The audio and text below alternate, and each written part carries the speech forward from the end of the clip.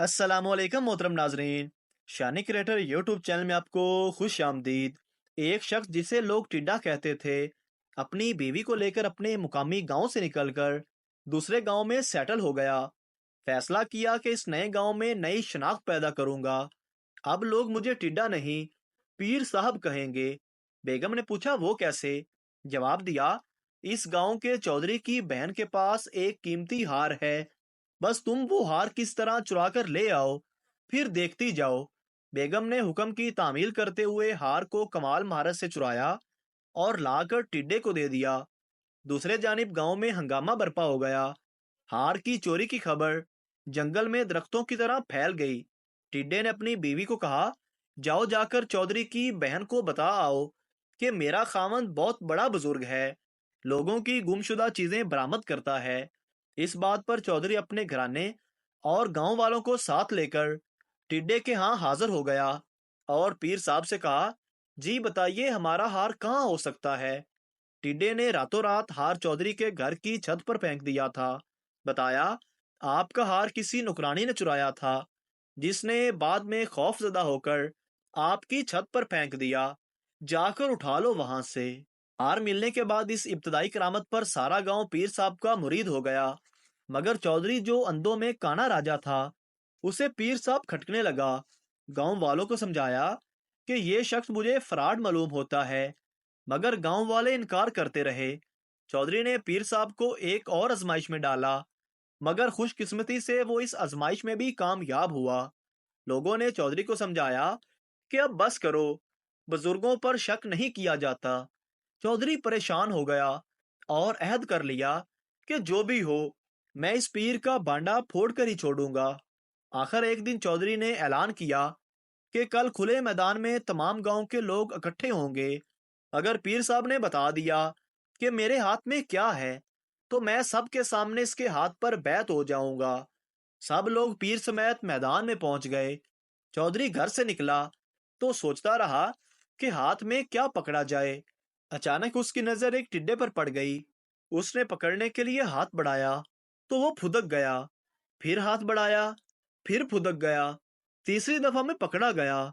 चौधरी मजमे में पहुंचा और सवाल किया, बताओ, मेरी मुट्ठी में बंद है क्या?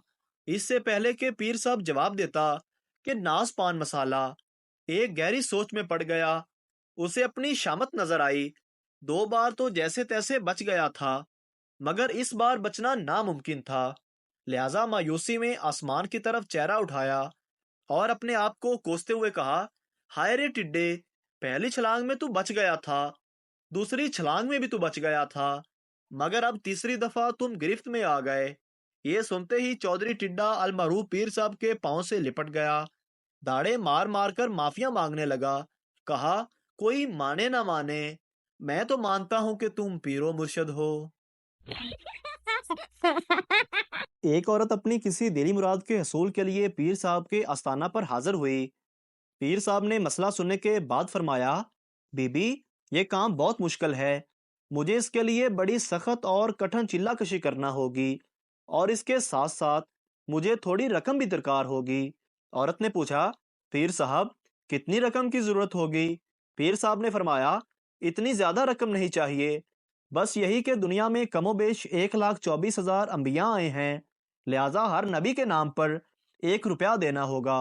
औरत भी पीर साहब की तरह बहुत पहुंची हुई थी। झट से बोली, पीर साहब, ऐसा है कि आप एक एक करके बासद्दे अदब हर नबी का नाम लेते जाएं, और मैं हर नाम के बदले 1 रुपया पेश करती जाऊंगी। पीर साहब तब से बेहोश हैं।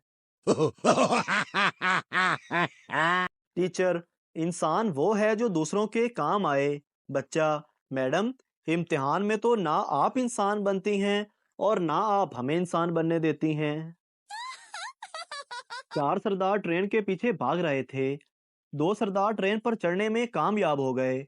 लोगों ने कहा, वेल्डन सरदार जी। सरदार बोले, खाक वेल्डन, जिन्होंने जाना था वो तो नीचे रह गए, हम तो छोड़ने आए थे। बीवी शोहर से, आप मेरा हलवा पसंद नहीं करते, बच्चे तो 3-3 प्लेटें खा चुके हैं। अंदर से आवाज आई, अम्मी, एक प्लेट और देना, एक किताब की जिल्द रह गई है। سردار رشتہ دیکھنے گیا۔ گھر والوں نے دونوں کو اکیلا چھوڑ دیا۔ سردار: باجی، آپ لوگ کتنے بہن بھائی ہو؟ لڑکی غصے سے: پہلے 8 تھے، اب 9 ہو گئے ہیں۔ بیٹا: پاپا، میں نے کل ایک خواب دیکھا کہ میرا ایک پیر زمین پر اور دوسرا آسمان پر ہے۔ باپ: اس طرح کے خواب مت دیکھا کر بیٹا، کسی دن اپنی شلوار پھاڑ بیٹھے گا۔ ایک سردار اور سردارنی کی نئی نئی شادی ہو گئی۔ سردارنی: ہماری شادی کو 24 گھنٹے ہو گئے سردار، اور ایسا لگتا ہے کہ جیسے کل کی بات ہو۔ ایک چرسی نے دوستوں کی دعوت کا پروگرام بنایا اور اپنے ہی گھر سے بکرا چوری کیا اور خوب دعوت کی۔ صبح جب گھر پہنچا تو بکرا گھر میں کھڑا تھا۔ چرسی نے بیوی سے پوچھا: یہ بکرا کہاں سے آیا؟ بیوی: بکرے کو چھوڑو، رات سے کتا غائب ہے۔ ایک عورت اپنے بچوں کو ساتھ لے کر اپنے ماں کے گھر چلی گئی تو وہاں سے روزانہ شوہر کو فون کر کے پوچھتی: آپ کہاں پر ہیں؟ شوہر جواب دیتا: میں گھر پر ہی ہوں، میں نے کہاں جانا ہے؟ تو بیوی کہتی: اچھا، جوسر مشین چلا کر دکھائیں۔ شوہر جوسر مشین چلا دیتا تو عورت کو یقین ہو جاتا کہ شوہر گھر پر ہے۔